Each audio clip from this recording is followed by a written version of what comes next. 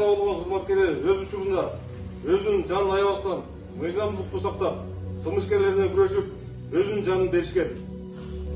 Алардын кылган кадамы жалпы ички иштер органдарынын кызматкерлерине патриоттук көрсөткүчтүн өзүнүн берген салтанатына бекем турган, кесипкөй, жогорку сапаттагы кызматкерлер болуп, үлгү катары эсептелинүүдө. Урматтуу биздин кесиптештер, жаткан жериңиз жайлуу болсун. Элесиңер дайыма эсибизде. Ал эми катардагы кызматкерлерибизге аманчылык кылып, мындан ары арабызда жоготуулар болбосун.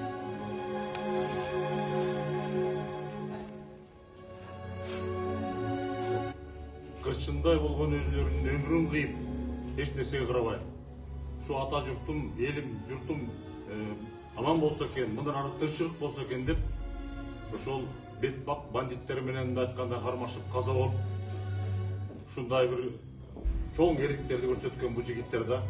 Мен ойлойм, бул жигиттер кыргыз милициясынын баатырлары, жөнөкөй адамдар эмес.